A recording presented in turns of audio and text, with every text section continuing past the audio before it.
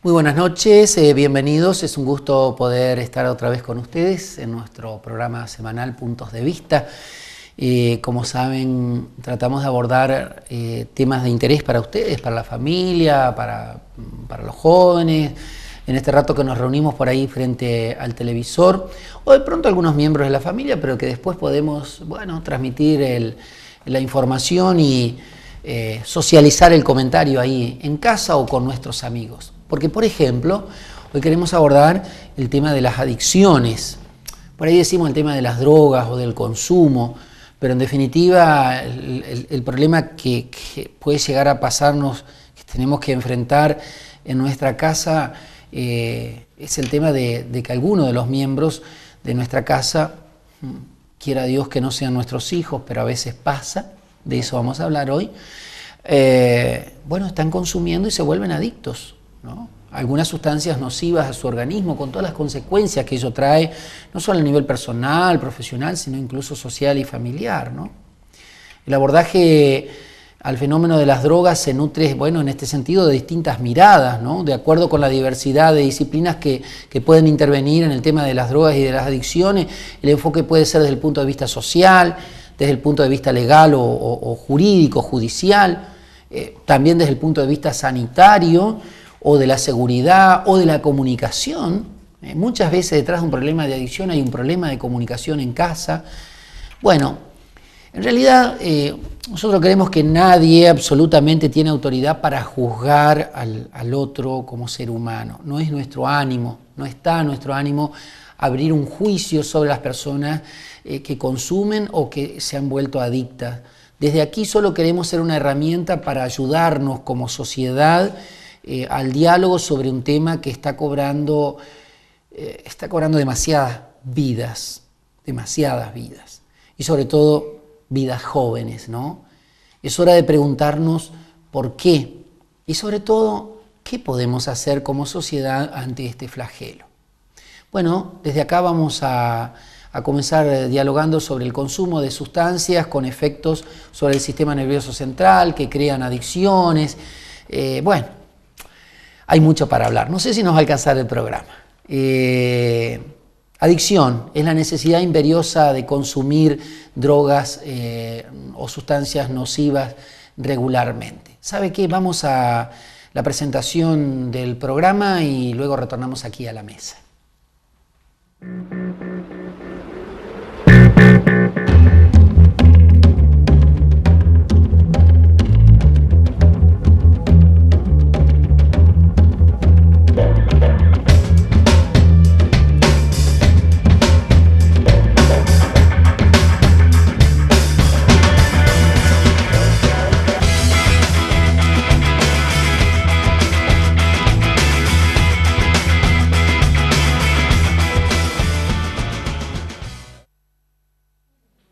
Bueno, muy bien, acá estamos nuevamente. Estoy sin el auricular, así que por eso disculpe, señor director.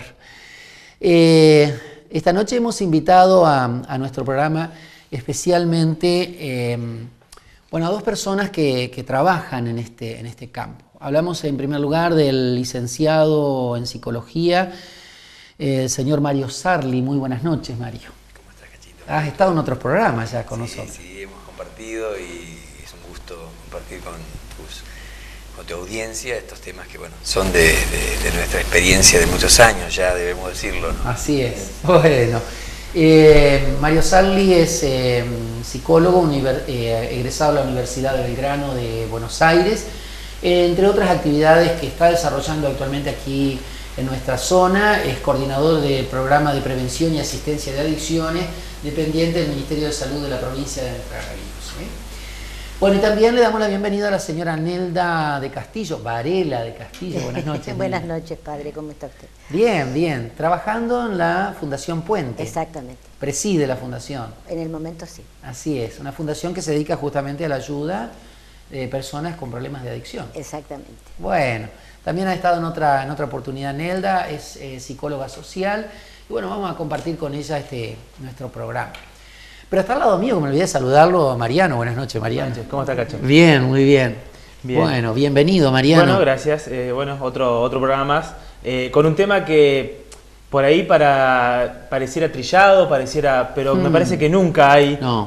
se terminan, digamos, los puntos de vista, ya que estamos hablando en el programa, para poder encontrarle siempre el lado a este tema y seguir charlándolo. Aparte me parece que no hay que dejarlo, porque No se puede dejar pasar porque es un tema que va increciendo en y cambia junto con las sociedades. Sí, también. sí. Y en incidencia, ¿no? Seguro, Nuestra sociedad. seguro. Bien, yo propongo para abrir entonces el juego en esta noche, para presentar el tema, que vayamos al informe que ha preparado nuestra producción, así después podemos dialogar tranquilamente con los invitados.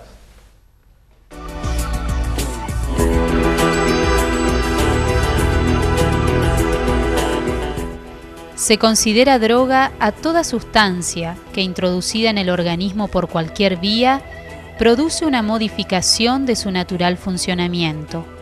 Su consumo actúa sobre el sistema nervioso, modificando el psiquismo, y su abuso produce consecuencias tóxicas agudas y crónicas, entre ellas un estado de dependencia denominada drogadicción y considerada una enfermedad.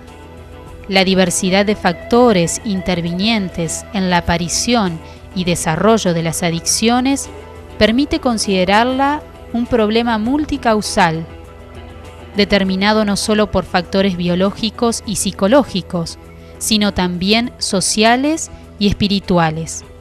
Si bien las drogas han estado presentes en la historia de la humanidad, con el paso del tiempo han ido cambiando el tipo de sustancia y las formas de consumo. Hoy, la problemática de las adicciones se presenta como un fenómeno complejo, dinámico, en evolución con indicadores propios, como el inicio del consumo a edades cada vez más tempranas, la aparición de nuevas sustancias en el mercado y diferentes patrones de conducta.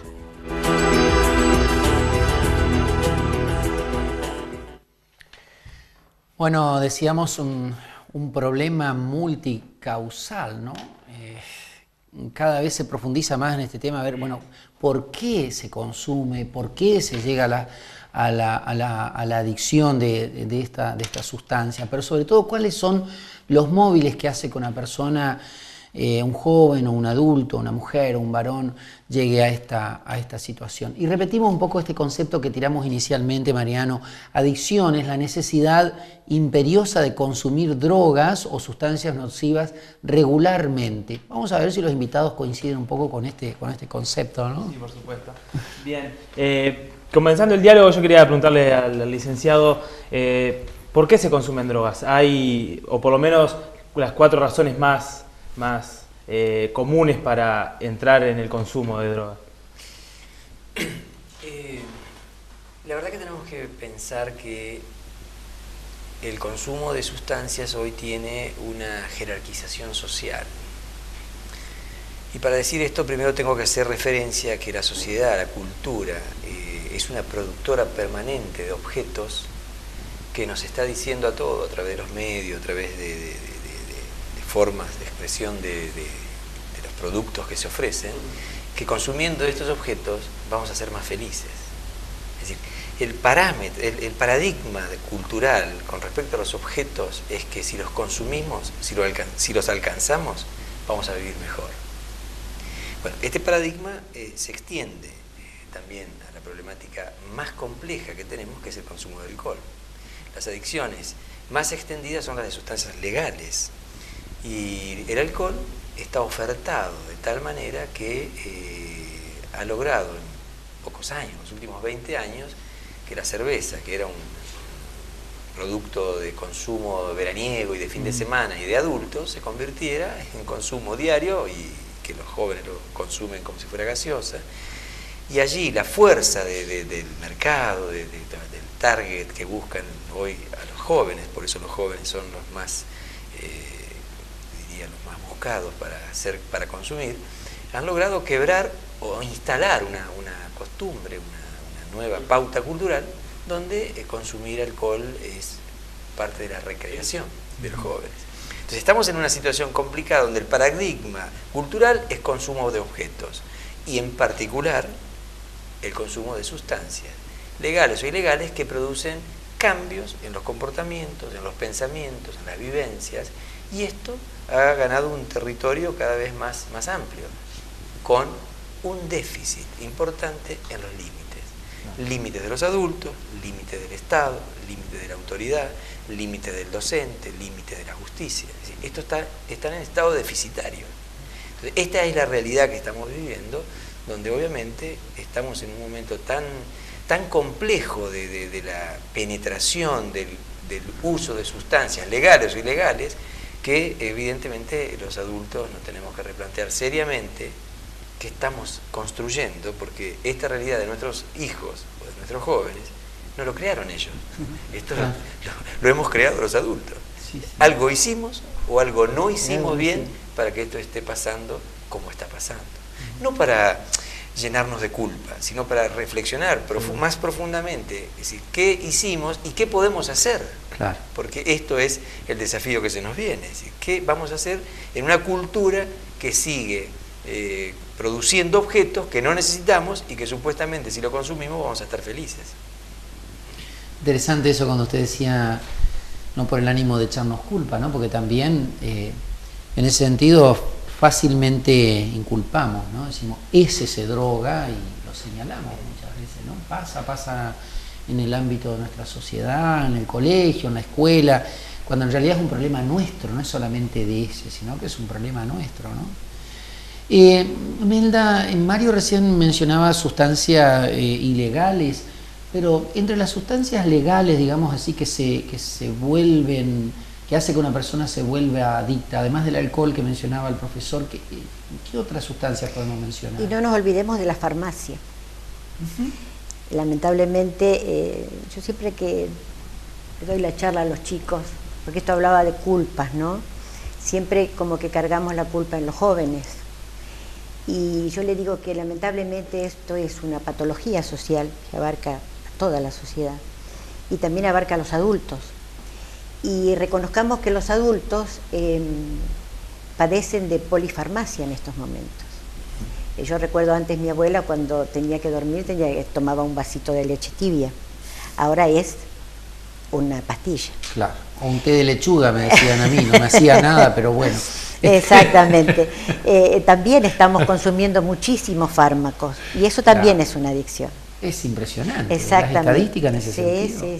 Sí. Y por ahí en la sociedad no lo considera, así como sociedad no lo consideramos. Se lo considera como una adicción, pero basta hablar con los médicos o quienes se ocupan del asunto, que es increíble cómo se piden recetas para los ansiolíticos. Ahora, por ejemplo, hay uno nuevo que es estabilizador de emociones. Yo me pregunto si nosotros para estabilizar nuestras emociones necesitamos una pastilla. Entonces, esto también es el mensaje que le estamos dando a los chicos. Que hay personas inestables emocionalmente, seguro. Siempre lo hubo y lo va a haber. Yo lo sé. Que la cosa la solucionemos con pastillas es otra historia. Pero yo ¿no? cuando lo escuché me conmocionó, estabilizador de emociones, ¿no? Estabilizador de emociones. Sí. Y bueno, el tema de lo farmacéutico, digamos. ¿Qué otra se le ocurre? El consumo indebido, por supuesto. Sí. Fuera del control del médico, no recetado por el médico. Y el alcohol. Nosotros... ¿El cigarrillo? Y el cigarrillo también. Pero creo que los chicos fuman menos ahora y toman mucho más. Nosotros tuvimos posibilidad de tener un espacio en la Expo Citrus de 2006. Ahí hicimos una encuesta muy interesante con 826 personas de distintas edades. Sí. Y saltó en punta, digamos, el alcohol. La gente consideraba de que una de las cosas que más se consume es el alcohol. Y en segundo lugar estaba la drogadependencia.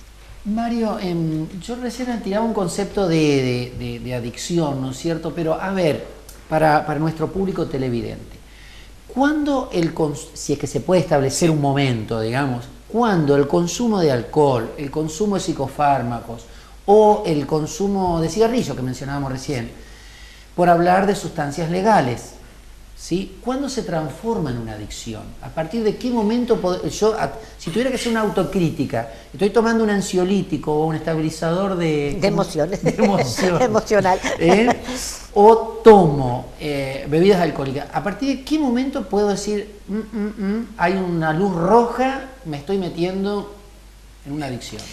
Bueno, la persona que consume difícilmente ve la luz roja.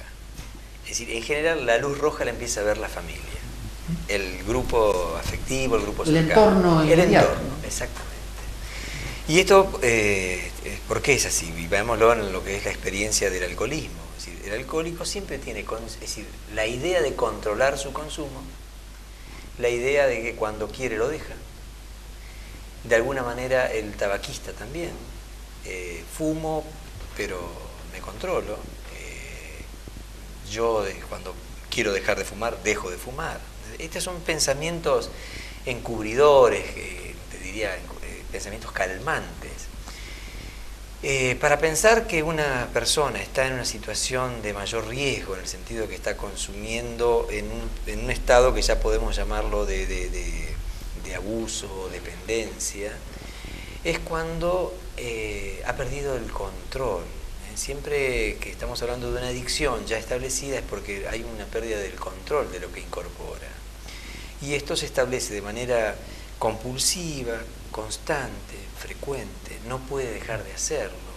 Y para pensar, por eso decía la línea de lo que pasa con el alcohólico, la persona que consume alcohol y no tiene alcohol y se preocupa porque no tiene alcohol, está ya en una zona de necesidad de replantearse su relación con el consumo.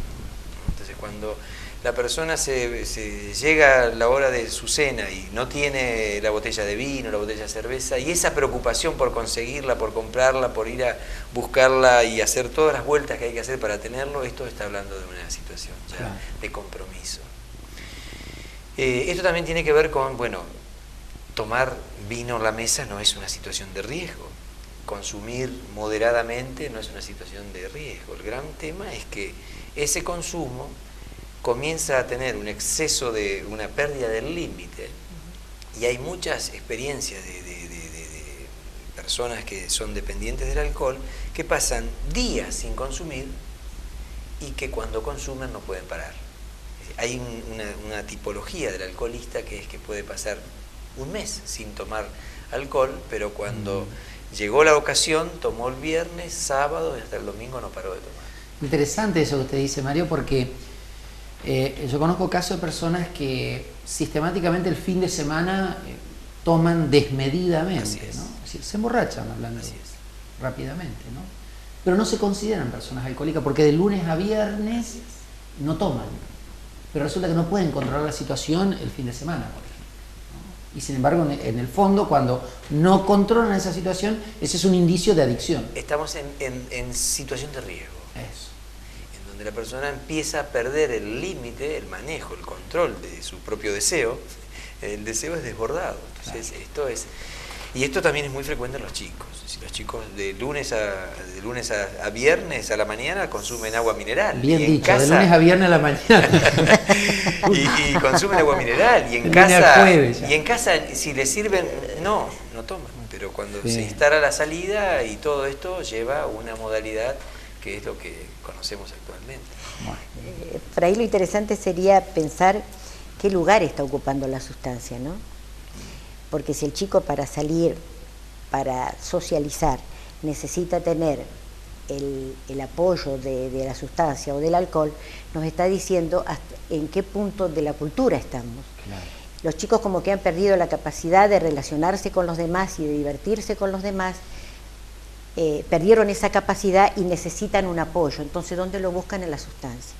Y la sustancia se vende como una solución y termina siendo otro problema. Más grave. Ese es el tema. Por eso la pregunta clave en estos casos es decir, ¿qué lugar está ocupando la sustancia?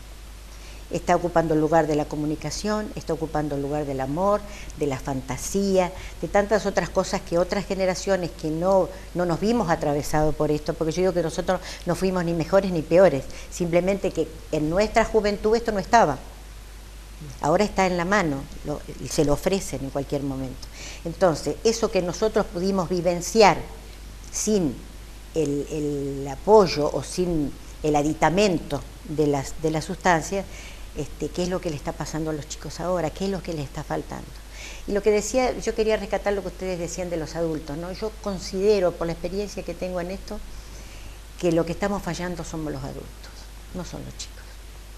Los chicos quieren vivir, tienen esperanzas, tienen ilusiones, tienen todo ese ímpetu de la juventud, pero les estamos dando un contexto tan duro y tan difícil que ellos se ven atravesados y encuentran equivocadamente una posible solución en esto.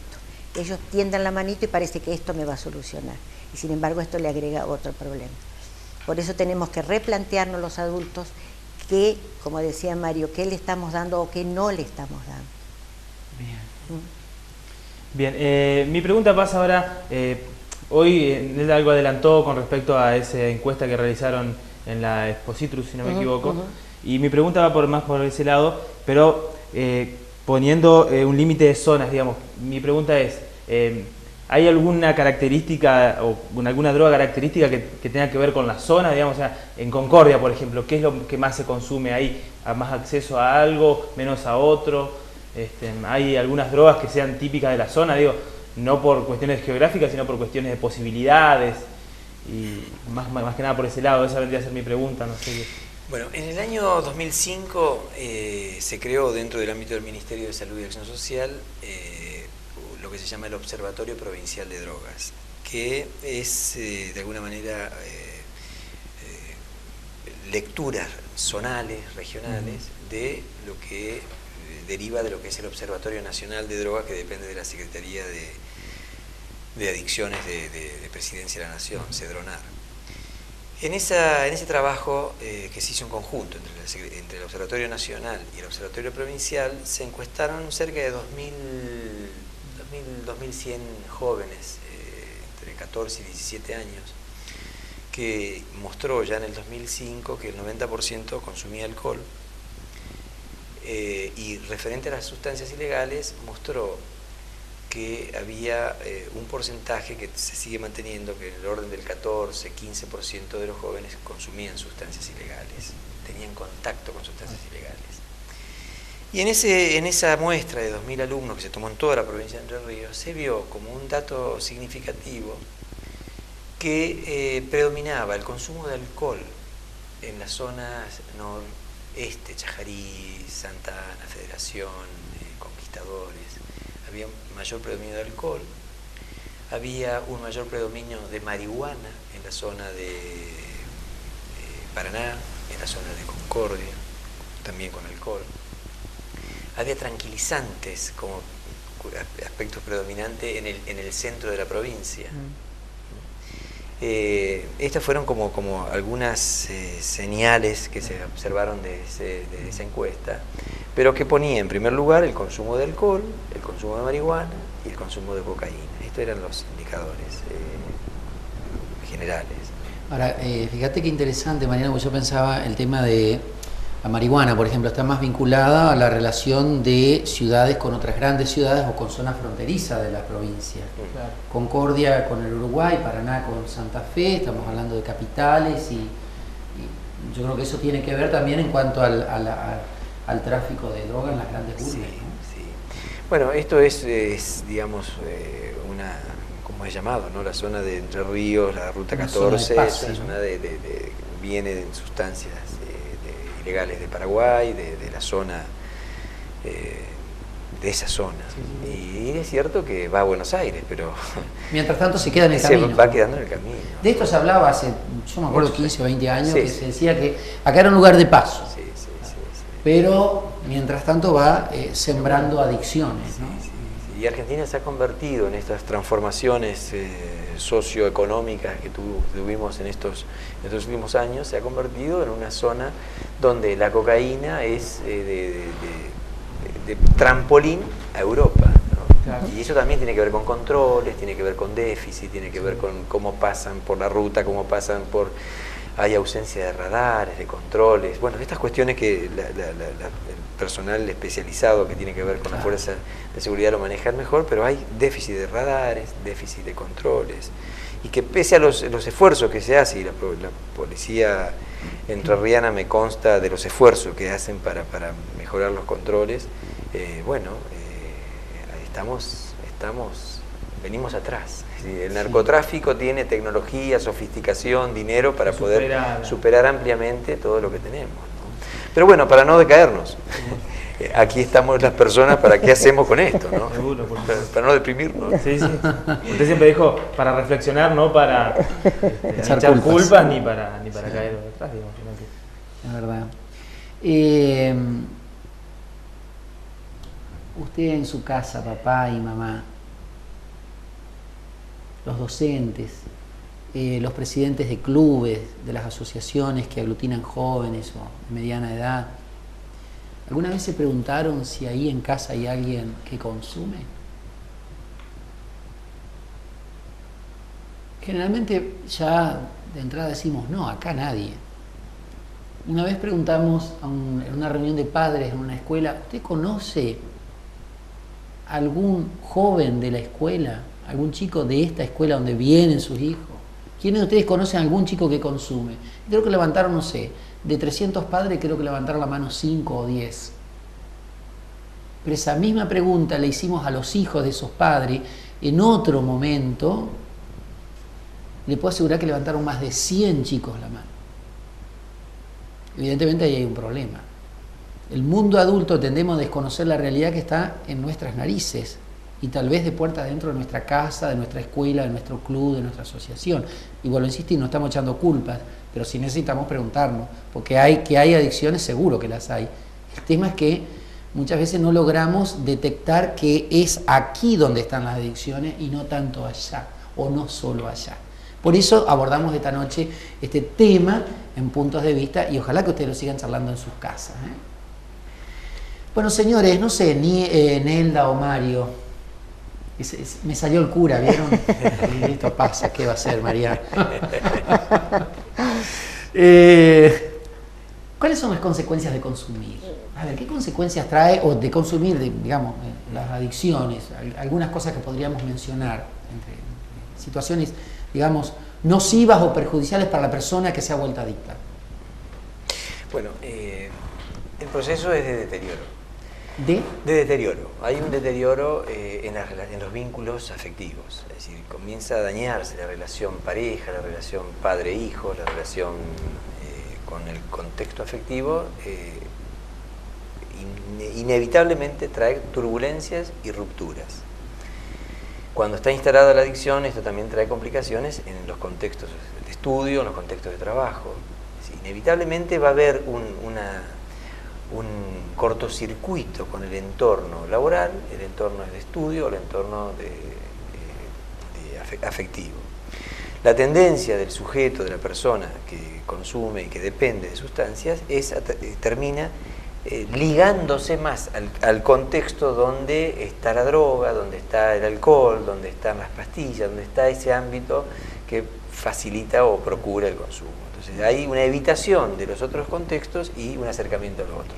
Ahora también tenemos que decir que cuando hablamos de un sujeto adicto, de una persona con adicción, no estamos hablando siempre del adicto que se descontrola, que hace lío, que patea, que vive esa vida. Hay adicciones que circulan en nuestra vida, que cursan la vida al lado del ejecutivo, del gerente, de personas de saco y corbata, que siguen la vida como de una manera, como si no pasara nada, que sin embargo tiene una relación importante de consumo de sustancias. En algún momento, más tarde o más temprano, esto va a ser un crack. En algún momento las dificultades químicas que va acumulando va a traer una ruptura con su vida de afectos y de trabajo. Pero no siempre el adicto es el adicto que podemos imaginar como descontrolado, que hace lío, que hay un estereotipo, digo, que por ahí confunde y hace que otros o reduce solamente a ese campo, seguro, ¿no? Seguro. Simplifica mucho el tema. De hecho, hay sustancias, hay sustancias que son muy calmantes, es decir, claro, hay sustancias que producen un efecto de todo lo contrario a la adrenalina y al movimiento. Las personas quedan tranquilas, sonriendo en pequeños grupos. Y esto hay que decirlo, esto pasa como con el alcohol. A algunos les afecta para el lado de la tristeza, a otros para el lado de la violencia, a otros para el lado del divertimento. Son efectos según la personalidad. Y el problema a veces es la mezcla. Sí. Porque a veces se consume una sustancia para elevarse y después se consume una sustancia para aplacarse. Y en en ese devenir los chicos se confunden y hemos perdido muchas vidas. ¿Y qué consecuencia trae, por ejemplo, la mezcla del éxtasis, claro, el éxtasis con alcohol, con alcohol, es letal. Con energizantes. Es letal. ¿Por qué es letal? Y es letal porque... Sí. Bueno, el gran tema de la combinación es que, como decía, hay sustancias que tienden a generar a nivel químico, a nivel de lo que serían los neurotransmisores químicos, un efecto de energizante, de adrenalina, de entusiasmo, de fuerza, de manía. Y hay otras sustancias que producen un aplacamiento de todo esto. Entonces hay como un juego permanente, ¿no? El que consume cocaína tiene un momento de entusiasmo, de efervescencia, se lleva el mundo por delante, se puede subir al balcón y creer que vuela, como nuestro querido Olmedo, aquel cómico, ¿no? Y se fue. Y así otras experiencias que podemos conocer, donde el efecto es alucinógeno, es un efecto de imaginar cosas que no son. Luego, en cierto estado, viene el bajón. El bajón de la cocaína es muy sufrida para la persona que depende de la sustancia, es un momento de mucha tristeza. Entonces viene el alcohol, que produce otro momento de levantar. Y esa subida y bajada es lo que produce efectos dañinos. Hay que decirlo, porque aparte tenemos la experiencia cercana, salió en todos los medios, de una adolescente en Buenos Aires, que la combinación de éxtasis, alcohol y otras pastillas, bueno, sufrió, murió. Entonces, Bueno, ¿por qué pasa esto, no? Hoy está en la actualidad muy de moda lo de la combinación, digo, se está hablando mucho, hasta hace 2 años atrás no se hablaba tanto de la combinación psicofármacos, alcohol, o sea, digo porque se instaló, me parece, más en los jóvenes y trascendió ciertos grupos minoritarios y pasó a ser, claro, casi un consumo de moda, digamos. Por eso le preguntaba al doctor y a Nelda, ¿no es cierto?, ¿por qué es letal? Porque es importante que ustedes, los jóvenes y los papás y las mamás, comprendan la importancia de atender a este fenómeno, ¿no? Entendemos qué buscan los jóvenes, pero me parece que es importante charlar con ellos para que comprendan las consecuencias que traen el buscar refugio en este tipo de sustancias para obtener determinado tipo de experiencia que traen después también otras consecuencias. ¿Sabe qué? Volvemos enseguida. Quédese porque me parece que este tema es interesante y tenemos que seguir profundizándolo. Después del corte, por favor.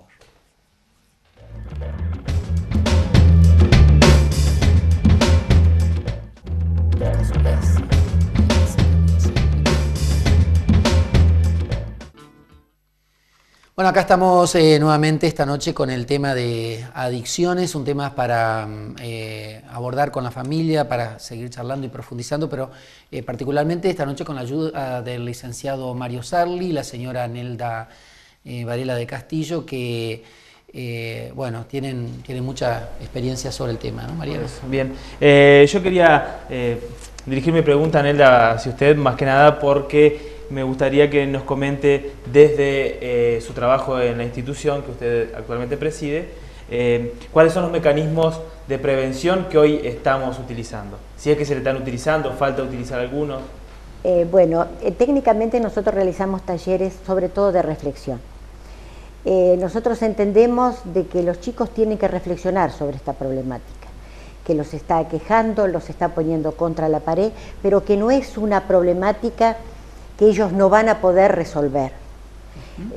Por ahí tenemos que darles a entender de que en ellos está la fuerza como para poder evadirlo, porque esto, como todas las cosas a lo largo de las culturas, es como una moda o es como algo que viene y se va, como decía Mario, por ahí hace eclosión y después va a terminar, porque fíjense que va increyendo, pero todo aquello que va increyendo en algún momento tiene que bajar.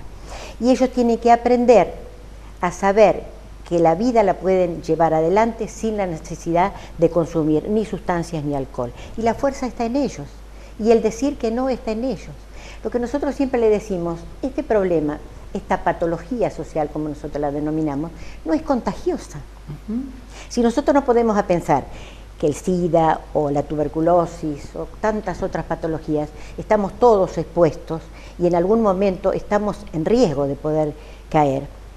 Pero el consumo de sustancia y de alcohol necesita de la voluntad personal. Entonces, si yo no tengo esa voluntad, si yo puedo trabajar esa voluntad, no voy a caer. Así de simple. Y los chicos tienen que entender que detrás de esto hay intereses creados, hay personas que están nefastamente pensando en el otro y que ellos son víctimas de esas personas. Pero están que ellos comercializando con su vida. Totalmente, pero que ellos tienen la fuerza. Yo el otro día le decía en un taller a los chicos, ustedes tienen tantas cosas hermosas por vivir adelante. Detrás de la esquina hay cosas hermosas que la vida les está deparando. Entonces, para vivir todo eso, traten de tener la mente y el cuerpo sanos. ¿Y cómo lo tienen? Consumiendo lo que corresponde, la comida. A veces los chicos se ríen porque le digo, no me digan que no es más rico un buen sándwich o una gaseosa o un jugo de fruta que una sustancia. La sustancia es fea, pero porque se usa, bueno, también nosotros vamos, pero es mala. O sea, la cosa a veces, por eso yo me quiero referir a los papás, porque a veces los papás escuchando esas cosas están muy asustados, ¿no? Porque en realidad los padres lo que tienen ahora es mucho miedo. Sí. Por eso no hablan, porque tienen mucho miedo. Pero esto es más simple de lo que parece. En los padres está la posibilidad de que el chico no ingrese en esto. Hay mucha, sobre todo hablando con el hijo, preguntando, dándole el espacio fundamental que necesita el chico para decir qué es lo que te está pasando vos de puertas para afuera. ¿Sabes cuál es el problema, Nelda? ¿Qué pasa cuando no hay padres detrás de nuestros chicos? ¿Y qué pasa cuando, a ver... Yo me estoy refiriendo a los papás que están. Ahora, a los papás que no están, siempre me refiero a los mismos adolescentes. Ajá. Yo también les digo... De todos modos, siempre hay algún adulto detrás. Hay un adulto, o ellos mismos tienen que aprender a pararse sobre su eje. Eso, porque a veces nos refugiamos detrás de esa excusa. Claro. Mi familia rota, quebrada, la ausencia de mi papá, de mi mamá... de todos modos hay que considerarlo. Y lo otro que le iba a decir es esto. ¿Qué pasa cuando la sustancia nociva viene a ocupar un lugar, viene a ocupar un vacío, digamos, existencial o no sé, falta de amor, de cariño, de comprensión, no solamente por una cuestión de moda, es decir, quito la sustancia nociva o la droga o la adicción de mi vida y ¿qué llena ese vacío existencial? Y bueno, precisamente ¿qué ponemos para llenar el proyecto personal, eso hay que trabajar. Mira que la estoy el objetivo, ¿sí? Sobre todo, y los chicos me desafían mucho más. Bueno. Cuando tengo 30 adolescentes delante, y muchas veces hasta se me ponen... Claro. Porque es atendible, es real el sufrimiento. Es que el adolescente tiene que encontrar el sentido de su vida. Porque el adolescente está conformando su propia identidad. Porque al llegar a la adolescencia uno deja de mirar la vida con los ojos de los otros para mirar con los ojos propios. Entonces, en este mirar la vida, de cómo la estoy mirando y qué es lo que quiero para mi vida. Por eso digo que estamos fallando los adultos, porque ese tiene que ser nuestro apoyo, ayudarlos a encontrar el sentido de su vida y su proyecto personal. Claro. Y ahí está. Bueno. Respondida la pregunta. Fácil, ¿no, Mario? Pero tenemos una preguntita para Mario. Sí. Tenemos una preguntita para Mario como médico, como psicólogo, ¿no? Por supuesto. ¿Cuál es el rol del médico, del psicólogo, ante una situación de adicción o ante la problemática? Sí, hay algo que yo hace bastante tiempo lo vengo pensando y lo vengo compartiendo, que es que yo no creo en el rol del especialista. Es decir, yo creo que para pensar la prevención, es decir, la tarea psicológica, la tarea médica o de los médicos es insuficiente. Es decir, la capacidad técnica no es suficiente para el proceso preventivo. El proceso preventivo implica la construcción de un espacio en donde los integrantes de ese espacio, que van a llenar ese espacio, una escuela, un barrio, un grupo, tienen que dar cuenta de qué está pasando entre ellos, cuáles son los obstáculos, las dificultades, qué quieren, qué no quieren. Porque la construcción de un proceso preventivo, o lo que sería aquellas medidas que hacen a la prevención, no las va a dar un técnico, no las va a dar un político. Es una construcción compartida donde los técnicos, donde las personas que lo integran, donde ciertos saberes se conjugan para poder diseñar qué hacer con lo que nos está pasando. Entonces, esto es un núcleo conceptual de lo que es la prevención. La prevención no es algo que se enuncia, se dice, se transmite, y con esa transmisión de saberes la persona va a cambiar su comportamiento. El cambio de comportamiento es a partir de una conciencia de lo que nos pasa, de lo que queremos, y con esto que queremos nos esforzamos en generar los cambios. A ver si entendí. Una triangulación entre especialista, afectado y su contexto, la familia, ¿puede ser? Es condición necesaria. Es decir, el técnico acompaña ese proceso, claro, genera ese proceso, o en todo caso diseña las formas en que se va a generar el intercambio para que esas personas en ese contexto puedan definir a dónde quieren ir, cómo quieren ir. Y el técnico tiene que ayudar a sostener ese proceso que lleva un tiempo. Los trabajos de prevención no son de corto plazo. Entonces estamos hablando de prevención ligado al barrio, ligado a la escuela, ligado a un proceso a un grupo de estudiantes. Es decir, tiene que haber un acompañamiento, una continuidad, un sostenimiento de esos espacios. Cuando esto se logra, ¿qué es lo que estamos logrando? Una mayor conciencia de qué nos está pasando, qué queremos y qué no queremos. Es decir, claro, es a través de la movilización y la participación, por ende, de la comunicación, que las personas definen qué quieren. La palabra, cuando está silenciada, cuando no puede ser expresada, es una condición muy importante de la disminución de la autoestima, de la falta de autoconfianza, de la falta de seguridad. Muchas personas, jóvenes o no jóvenes, encuentran en el químico un fortalecedor de esas inseguridades, un mejoramiento, entre comillas, de esas inseguridades o de esa autoestima, y sienten que pueden algo que sin ese químico no lo logran.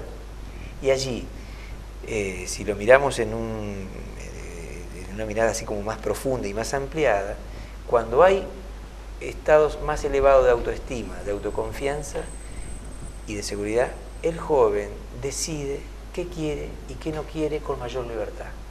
Cuando hay más sumisión, cuando hay más temores, queda como expectante de cómo lo miran, qué le proponen y un poco jugar lo que la cultura espera.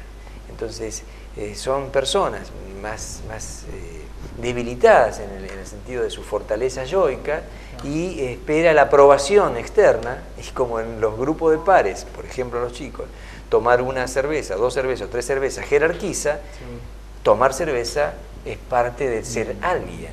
Aquellos chicos con autoestima más fuerte pueden soportar la noche, pueden soportar esta situación tomando lo que hasta donde llegan, hasta donde dicen basta.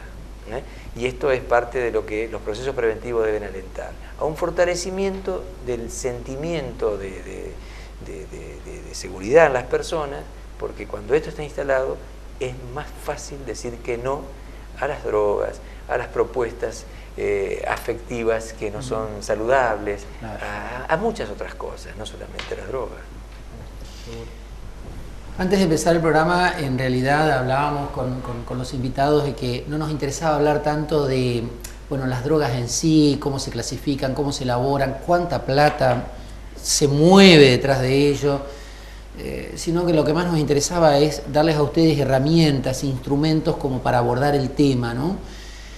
Y por eso, quiero preguntarle a Nelda, ¿qué pasa con el rol de la familia, sobre todo en el tema de la recuperación, Nelda? Porque recién el licenciado Mario nos decía que de pronto la persona que sufre de la adicción es la última en darse cuenta que se ha vuelto adicta.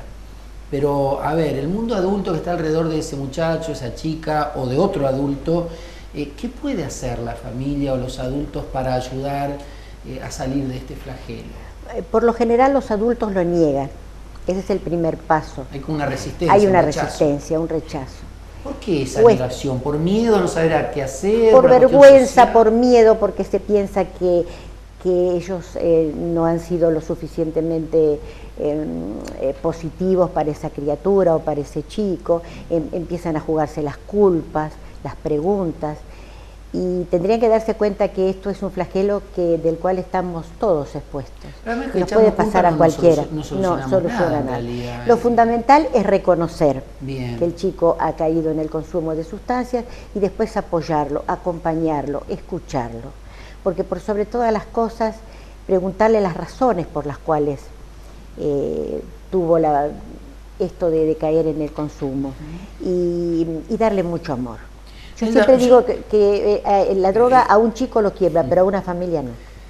Sí, qué medicina esa, ¿eh? Qué medicina la del amor, ¿eh? Sí, una medicina totalmente. que no tenemos que olvidar nunca, por favor. Nos cura de tantos males. Hay un paso que omití en realidad en la pregunta, Nelda. ¿Cómo me doy cuenta que mi hijo está consumiendo o mi hija está consumiendo? Cambios de actitudes totales, cambios de hábitos, duermen mal, contestan mal, no comen, se encierran. Por lo general se encierran mucho, el adicto no habla, pero hace hablar. Ese es el tema. Entonces hay que ser muy celoso en esto de las salidas, con quién sale, cuáles son sus amigos, y darse cuenta de que el chico por lo general pierde la alegría del vivir, la alegría fundamental que tiene todo chico. Está muy angustiado, muy entristecido y se encierra y no habla. Entonces hay que buscarlo, hay que acompañarlo y hay que darle la suficiente, el contexto que sea lo suficientemente tranquilo como para que él pueda soltarse y decir, bueno, esto es lo que me está pasando. No ganamos nada con culparlo, ni con enojarnos, ni con ponerlo en una situación de angustia, porque eso hace mucho más. Empeora la situación. Empeora la situación. Hay que, y por sobre todas las cosas, a veces llorar juntos. A veces llorar juntos, porque también decirle, bueno, te está pasando esto. Y ser solidarios en el dolor, ¿no? Totalmente. Bueno, sí, licenciado. Porque hay algo que también, pensando en los padres que están escuchando, ¿no? Es decir, muchos de estos procesos son parte del crecimiento y de la normalidad del adolescente. Es decir, no hablar, cambio de humor, algunas tristezas largas. El proceso de la adolescencia es un proceso de tristeza, de superar duelos, de enfrentar duelos, pérdidas. Deja de ser el niño que fue, se le viene el mundo encima, ya no tiene a los padres que lo contenían como lo contenían de niño. Hay un estado de duelo normal, necesario para el crecimiento. Digo esto porque nuestros adolescentes, la adolescencia normal cursa con algunas manifestaciones que algunas son parecidas a las adicciones. Claro. Entonces, para no estar persiguiéndonos, porque si hay perspectiva de drogas, entonces esto nos va a poner muy inquietos. Y yo digo, tengamos en cuenta, Nelda dijo algo que me parece que es fundamental, el cambio brusco de comportamientos. Y venía en una línea de comportamiento y pasó a otra. Entonces, este cambio de comportamiento nos sorprende, a todos nos sorprende, y aquí nos está dando alguna señal. Pero también tenemos que decir, para los padres que están preocupados por este tema, que preocuparnos porque nuestros hijos están o pueden consumir drogas es algo que nos está indicando que dejamos pasar algunas otras cosas. Y en ese sentido, la preocupación de saber si consumió, si no consumió, si tenemos que revisarle el bolsillo y ver qué tiene en la mochila, y si llegamos a esta circunstancia es porque hay una grieta, una pequeña grieta en la conexión padre-hijos. Y estos son los aspectos que sí hay que tener muy en cuenta. Muchos padres angustiados, desesperados por la posibilidad que haya consumo de droga, se tiran de cabeza a que no haya droga, a perseguir, no te juntes con aquel, y hacen todo un mecanismo de control y vigilancia que, lejos de calmar, produce efectos más de turbulencia y de crisis. En realidad, un hijo necesita ser acompañado en sus procesos, donde la música, sus amores, sus desamores, sus hábitos deportivos, sus triunfos o derrotas, en otras cuestiones, necesitan ser habladas. Claro. Cuando ese hijo es escuchado, en qué le pasa con su novia, qué le pasó con su novio, por qué se pelearon, por qué escucha la música que escucha. Los adultos tenemos una actitud muy crítica a la música de los chicos. Ese ruido, bajá eso, apagá de una vez. Así, hay un comportamiento de los adultos muchas veces críticos que cerramos la comunicación. Y luego, cerradas esas comunicaciones cotidianas, la queremos inaugurar en esto. ¿Qué hiciste? ¿Con quién? Y cuando llegamos a esas si no hay un canal de diálogo abierto previo, claro, es difícil forzarlo o generarlo ahí. Además digo que si el chico advierte un cambio, en este caso usted decía cambio brusco en el comportamiento del chico, cambio brusco en el comportamiento de los padres hacia ellos, Me parece también es un cambio brusco de los padres. O sea, sería estar en vigilia y no vigilante. Claro, ¿no? Me gusta esa decisión. Y es madre, Claro. es madre. Sí, Bueno, sí. pero de todos modos la madre tiene esos instintos, ¿no? Yo digo, Sí, qué sí. interesante, ¿no? Sí. Qué bueno. Creo que nos queda poquito tiempo, pero pregunta así a rajatabla, ¿todo el que consume es adicto? No. Hay experiencias justamente de experimentar, de probar, de consumir, que hace que pruebe la sustancia y diga, esto no es para mí, esto no lo quiero, no me pega, como dicen ellos, no es lo mío. Y de hecho diría que no toda persona que prueba y consume va a hacerse adicto. Es decir, las personas adictas, para que se conviertan en adictos, tienen que darse particularidades del orden de la psicología, del mundo afectivo, de su proceso de vida, ¿no? Yo siempre digo que un chico que consume drogas y se convierte en un dependiente de drogas o de alcohol o de otras sustancias, ha sufrido mucho tiempo antes, le han pasado muchas cosas dolorosas hasta que llega la sustancia. La sustancia llega como un intento fallido de calmar los dolores anteriores. Claro. Entonces, por eso es que en la desesperación por sacarle la droga, tal vez, muchas veces, el mecanismo aconsejable y sugerido y necesario es: no hablemos tanto de lo que está consumiendo y por qué está consumiendo. Ni el chico lo sabe, tal vez. Hablemos de cómo está, por qué está triste, por qué está mal, por qué no puede lograr ciertas cosas. Ahí está el problema del chico. ¿Cómo llegó hasta ahí? Exactamente. Y cuando vemos que nos metemos en esa zona, y esto sí lo vemos en la clínica, cuando estamos con pacientes con problemas de dependencia, vemos que la soledad, la ausencia de contención, la falta de afecto, las turbulencias afectivas, las crisis de los padres, las rupturas violentas, la incontinencia o los excesos de autoridad han ido dañando la historia de ese joven, de ese niño, y que llega un momento que aparece la droga. Eso aparece en la clínica. Bueno, tenemos que ir cerrando el programa. Nelda, mire, a ver, esa cámara, para la mamá o el papá, lo que usted quiera decirle para el chico o la chica. Breve, así, cortito. Yo diría que la vida es hermosa y tenemos que aprender a disfrutarla.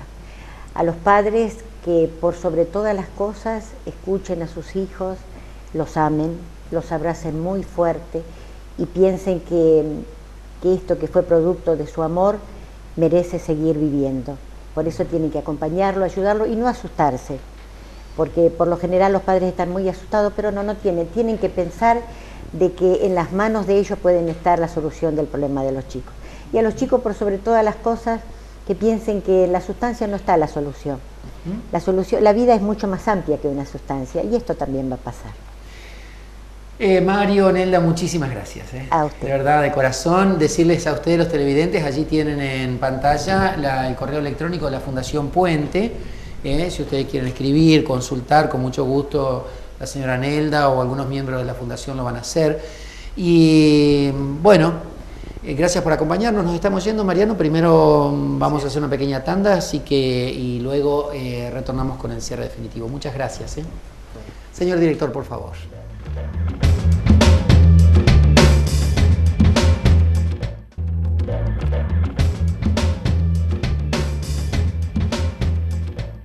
Este tema de las adicciones, ¿no?